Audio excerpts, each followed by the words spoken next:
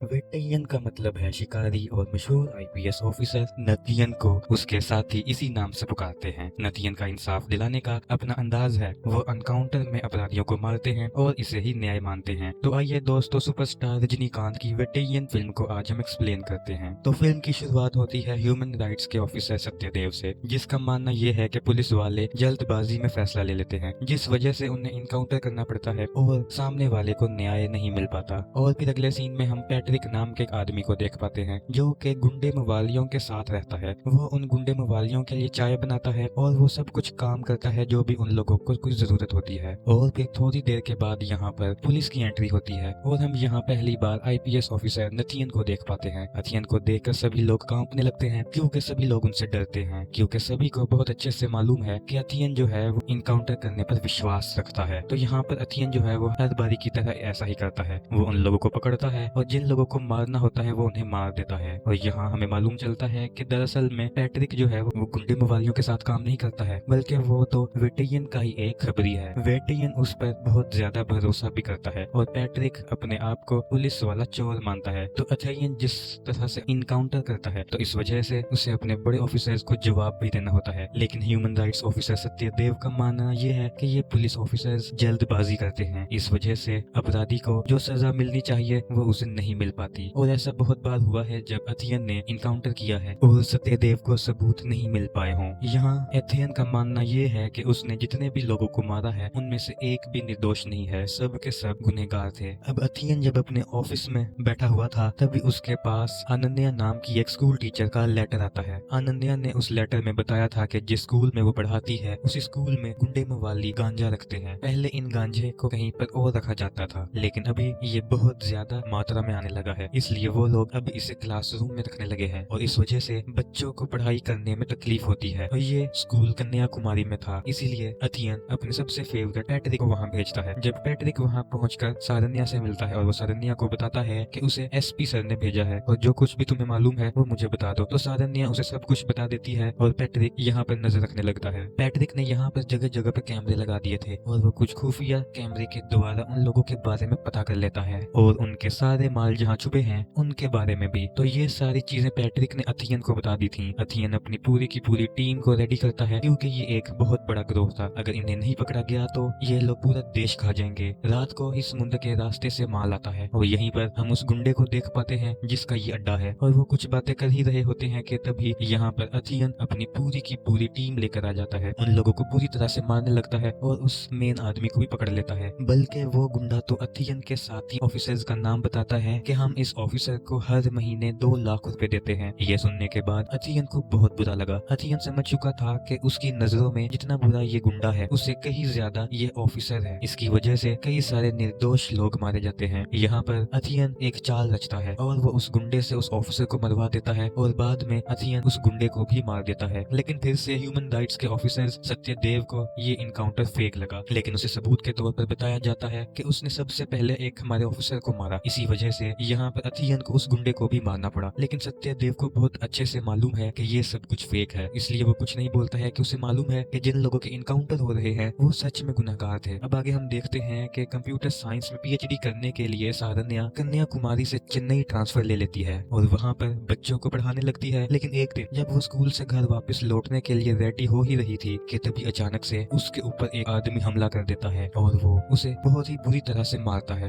वो उसके साथ दुष्कर्म करता है और उसे जान से मार देता है। वो आदमी जब सारन्या को मारने के लिए उसके पास आया था तो सारन्या ने एसपी सर के पास कॉल भी किया था, लेकिन वो कॉल नहीं उठा पाए थे। अगले दिन ये न्यूज जब सभी को मालूम चली तो सारे लोग आंदोलन करने लगे। सभी को सारन्या के लिए जस्टिस चाहिए था। वहीं अथियन को बहुत ज्यादा बुरा लग रहा था क्योंकि उसे मालूम है कि अगर वो सारन्या का कॉल उठा लेता तो शायद आज वो जिंदा होती। अब सारन्या की मर्डर मिस्ट्री को सॉल्व करने के लिए पुलिस एक स्पेशल इन्वेस्टिगेशन टीम तैयार करती है जिसका हेड आईपीएस हरीश कुमार होता है। सारन्या के साथ जो भी कुछ हुआ था वो सब कुछ उस स्कूल की छत पर हुआ था। ऑफिसर्स वहां जाकर सारे एविडेंस बटोरने लगते हैं और उन्हें फोरेंसिक वालों को भेज देते हैं और मालूम चलता है कि सारन्या का मोबाइल भी गायब है। हरीश अपनी इन्वेस्टिगेशन करता है और इन्वेस्टिगेशन करने के बाद उसे सारन्या के मोबाइल के बारे में मालूम चलता है जो कि अब ऑन हो चुका है। उसे ट्रैक करने के बाद वो तुरंत ही उस शॉप पर पहुंचते हैं जहां पर के ये मोबाइल फोन रखा हुआ था। हरीश जब उस जगह पर पहुंचा तो उसे यहाँ पर उस मोबाइल फोन के अलावा वो हथियार भी मिलता है जिससे जिससे कि सारन्या को मारा गया था, और कुछ सीसीटीवी फुटेज के द्वारा अब वो लड़का भी पकड़ा गया था जिसने कि ये सब कुछ किया था। वो लड़का था गुना। तो अब गुना के बारे में कुछ बातें मालूम चलती हैं, जैसे कि सेक्सुअल हेरेसमेंट के केस में वो जेल जा चुका है, वो सेक्स एडिक्ट होता है, और साथ ही वो सारन्या के स्कूल भी अक्सर जाया करता था। तो जिस शॉप पर गुना काम किया करता था उसी शॉप पर मोबाइल फोन और वो हथियार मिला, इसीलिए गुना के खिलाफ ये सारे सबूत हैं। हरीश जब अपनी पूरी टीम को लेकर गुना के घर पहुंच जाता है और उसे अरेस्ट कर लेता है, लेकिन जब वो उसे हॉस्पिटल ले जाते हैं और उसके कुछ टेस्ट वगैरह करते हैं कि तभी गुना यहाँ से फरार हो जाता है। यहाँ लोग प्रदर्शन के लिए उतर आए थे क्योंकि उन्हें गुना के बारे में सब कुछ मालूम चल गया था। अब वो लोग गुना की फांसी की मांग कर रहे थे। ये बात जब कमिश्नर को मालूम चली तो वो तुरंत ही अथियन को अपने पास बुलाता है और वो उसे कहते हैं कि हम तुम्हें 1 हफ्ते का टाइम देते हैं, या तो तुम गुना को पकड़ लाओ या फिर उसका इनकाउंटर कर दो। तो अथियन हरीश की टीम में शामिल हो जाता है और उन्हें गुना के बारे में मालूम चलता है जो कि समुद्र में एक शिप पर था। जैसे ही अथियन को मालूम चला तो वो हरीश की टीम को लेकर वहाँ पहुंचा। हरीश से कंफर्म किया कि क्या वही गुनहगार है, जिस पर कि हरीश ने हाँ कहा। तो यहाँ पर अथियन ने उसका इनकाउंटर कर दिया। तो अगले दिन जनता बहुत खुश थी क्योंकि उन्हें जो सारन्या को लेकर जस्टिस चाहिए था वो जस्टिस उन्हें मिल चुका था। लेकिन सिर्फ एक इंसान खुश नहीं था और वो इंसान था सत्यदेव, क्योंकि जब ये इनकाउंटर हुआ तो सत्यदेव ने अगले 3 दिन इन्वेस्टिगेशन की और सत्यदेव की टीम की इन्वेस्टिगेशन करने के दौरान उन्हें कुछ चीजें ऐसी मालूम चली जो कि वो सभी को बता सकते थे लेकिन उन्होंने नहीं बताई। वो इस बारे में डायरेक्ट अथियन से बात करते हैं और उसे कहते हैं कि क्या तुम्हें इनकाउंटर करने से पहले इस केस को इन्वेस्टिगेट किया था, लेकिन अथियन मना कर देता है क्योंकि इस केस को तो हरीश ने इन्वेस्टिगेट किया था। सत्यदेव अथियन को 3 दिन देता है और उसे कहता है कि तुम इस केस को इन्वेस्टिगेट करो और पता करो कि आखिर असली गुनहगार है कौन। बाद में मैं सिर्फ तुम्हें इतना बताऊंगा कि गुनाह इसके पीछे नहीं था। इस केस को हरीश ने इन्वेस्टिगेट किया था, इसीलिए अथियन पहले हरीश से मिलता है और उसे सारी चीजें पूछने लगता है। सारे सबूत यहाँ पर अथियन के हाथ में थे, लेकिन कुछ चीजें ऐसी मालूम चलती हैं जो कि किसी को भी नहीं मालूम थी, और वो ये कि जब गुना हरासमेंट के केस में अंदर गया था तो सारन्या ने ही उसे जेल से रिहा करवाया था, और अगर उसने ही रिहा करवाया है तो आखिर गुना उसे क्यों मारेगा। और थोड़ी इन्वेस्टिगेशन के बाद अथियन को मालूम चला कि जब